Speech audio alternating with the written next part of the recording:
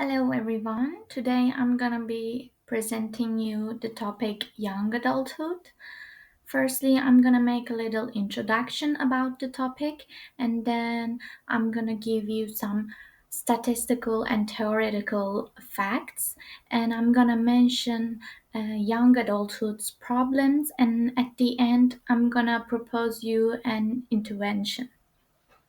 Firstly, I would like to begin with saying I am also a young adult by myself because I am 23 years old at the moment, and young adulthood is a developmental period that happens between the ages of 18 and 25. And there are key developmental tasks that allow the young adults to participate in self exploration and identity information. And these are some of them.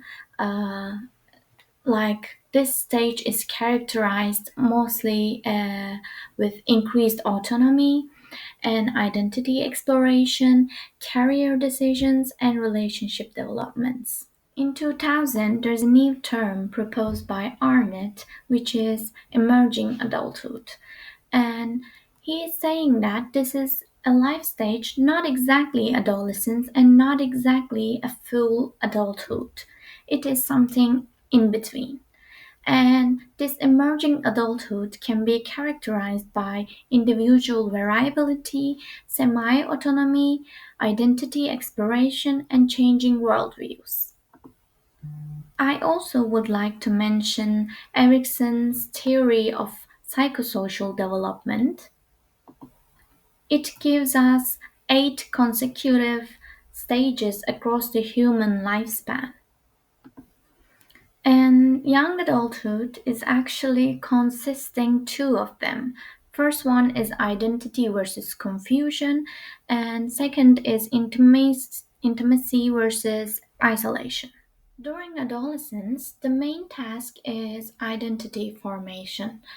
The young adult is trying to form their identity and they explore different roles and they are mostly influenced by their peers and their available opportunities around and mostly the cultural context. If they are successful during this process, they develop a strong sense of identity and they can feel part of the society. But if they're not successful, they may face role confusion and this can delay becoming an adult. After teenagers forming the stable identity, they move into young adulthood. And here, the main challenge is building intimate relationships instead of feeling isolated, feeling the isolation, as I mentioned in the previous page. Our stage is intimacy versus isolation. And now I'm going to tell you more about statistical evidences about young adulthood. First one is according to World Health Organization data from 2023, 75% of lifetime mental health disorders start before the age of 24. And between the ages 18 to 25, 1 in 5 young adults has been diagnosed with a mental health disorder. Also, young adults are more likely to lose their lives more than adolescents. And also, young adults are more likely to think, plan, or attempt suicide more than middle aged adults. And the other problem is major depressive episodes are also common between young adults. I have a table right here. It is from National Institute of Mental Health, and this is a data from 2021. As you can see here, uh, 18 0.6% of people between the ages of 18 to 25 experience major depressive episodes. As you might know, the OECD, the Organization for Economic Cooperation and Development, is a group of countries that work together to improve economic and social policies. In here, I have another graphic from the OECD website that shows the unemployment rate between the young adults. This is a current 2024 data, and this shows that the youth unemployment in OECD countries is 11.3%. And in the Southern Europe countries, like you can see in the graphic, like Spain, Costa Rica, Chile, Italy, and this percent even goes higher. It is 20%. There is also another fact that I would like to mention. Eurostat also reports that more than 20, more than 35% of young people in Europe between the ages of 18 to 34 still live with their parents. And this is mostly because of economic insecurity or high housing prices and unstable jobs. And now I would like to mention more of theoretical parts of young adulthood, and I will start with biological perspective. Now, a young adulthood is a time of important brain developments, and the brain goes through synaptic pruning and increased myelination. This means that they help for brain to work more efficiently, and with these changes, uh, it improves the thinking skills like decision making and controlling impulses and managing emotions. And as you may have also heard, the prefrontal cortex, right here, is the part of the brain that handles planning and responsibility. It continues to develop into mid 20s. So that's why young adults often become more focused and oriented over time. Next is psychosocial perspective. And now I previously mentioned that the main challenge in young adulthood is intimacy versus isolation. In this stage, people try to build deep and meaningful relationships while still keeping a strong sense of who they are. And if they are successful, they develop the ability of love and uh, form lasting bonds, and both personally and professionally. But if they struggle about this, they may feel isolated and lonely, which can affect their growth and happiness. And the last one is sociocultural theories. And in this part, there's a theory of Vygotsky's that highlights the importance of social interaction and culture in learning. And in young adulthood, people learn and grow through communication and working with others. His idea of zone of proximal development explains that with support from more experienced people, young adults can reach higher levels of thinking skills. And this process helps to shape their identity and role in society. I also wanted to mention some other aspects of young adulthood. Firstly, depression, anxiety, and eating disorders often share similar features like intense emotions and being very sensitive to others. Because of this, some experts call them social emotional disorders because they may have similar causes.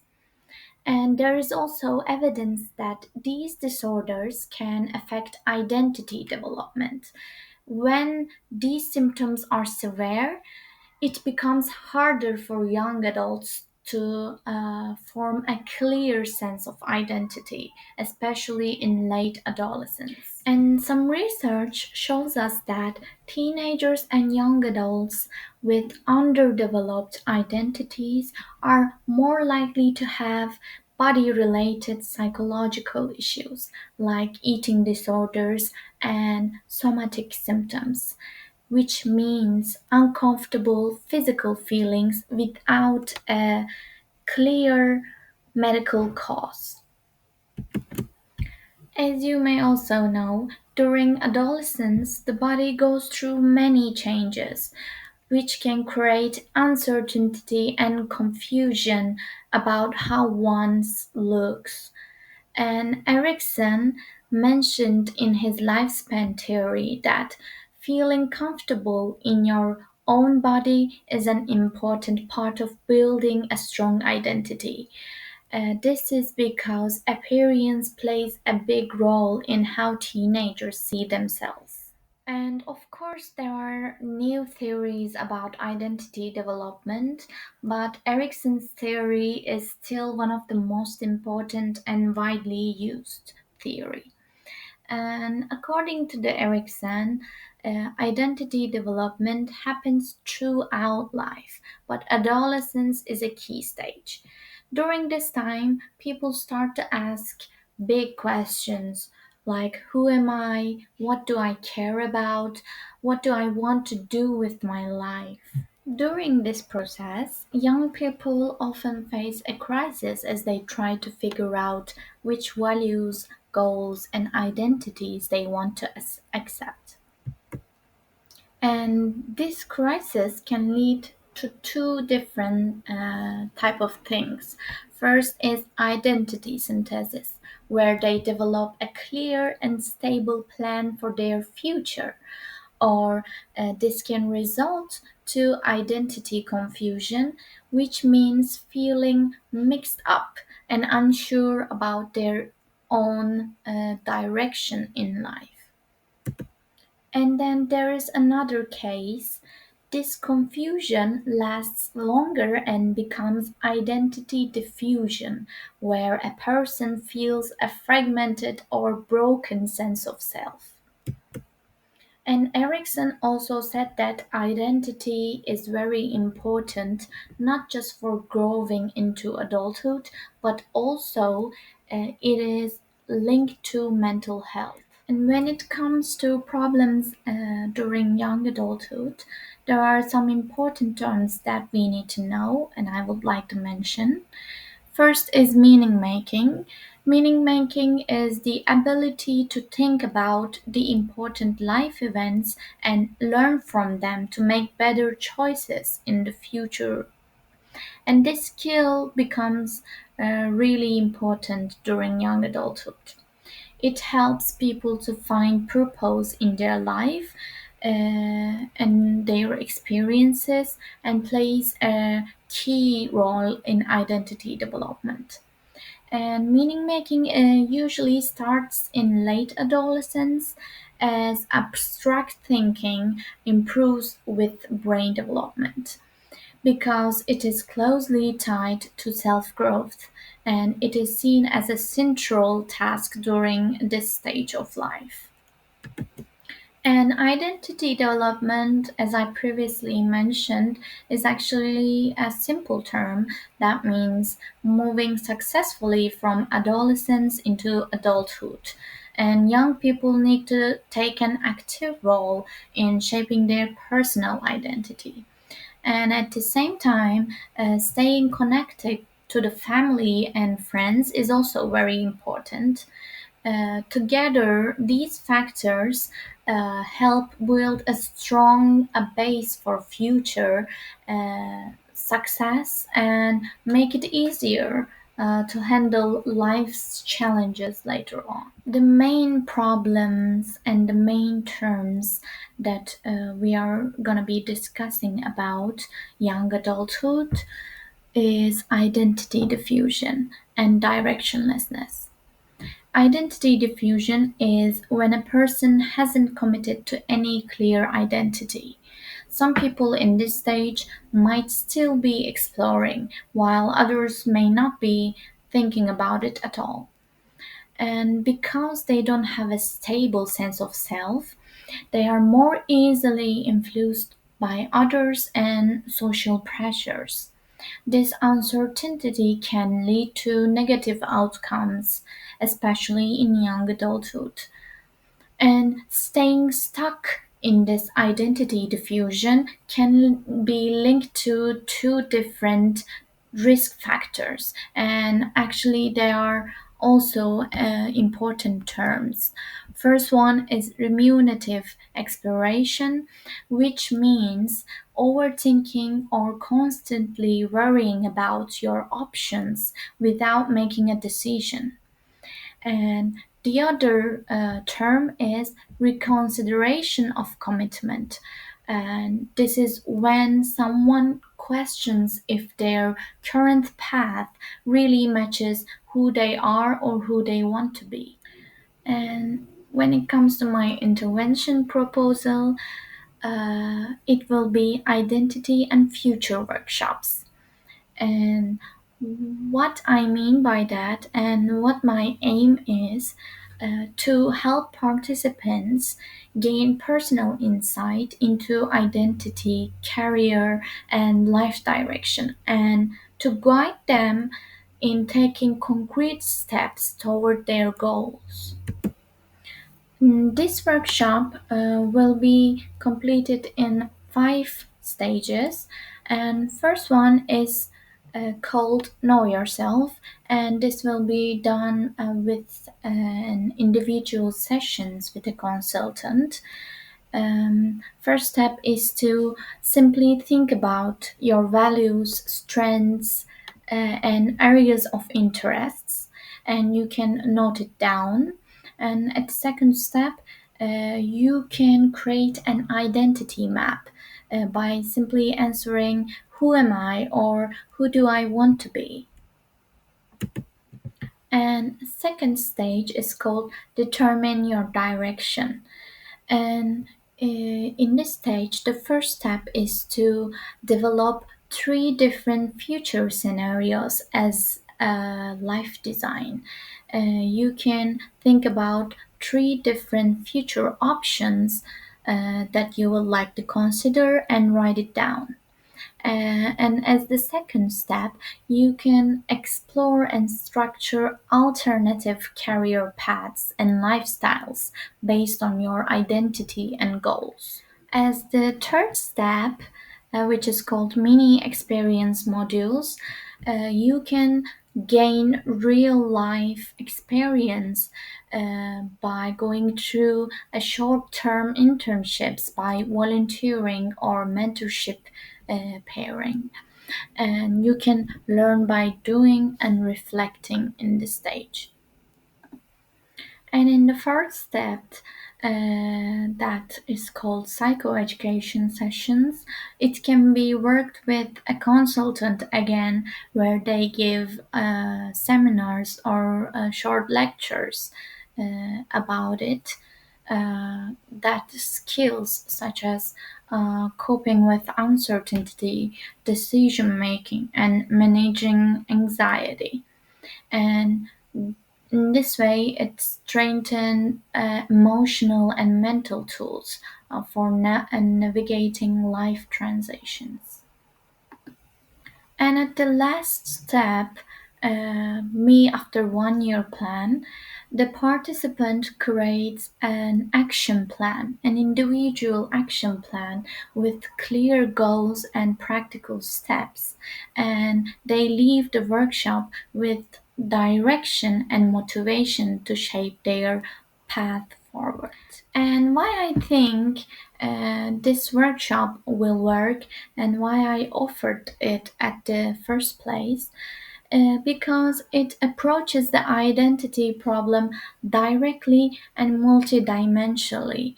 What I mean by multidimensionally is psychological, social, and other steps. And it does not just understand the individual, but also it gives steps how to work on themselves. And the other one is it gives a structured but specific to the individual because it increases the self efficacy. And it also provides both emotional support and concrete planning because both group and individual supports are combined. As the conclusion, I think we saw that young adulthood is a vulnerable stage of life, and in today's unstable world, this group faces growing psychological risks. But it is a unique stage of life. And with the workshop that I offered, I think we can support young adults in building their own identity and gaining clarity during their life stage and finding a sense of community as they are moving into the adulthood. Thank you for listening, and if you have any questions, feel free to ask now.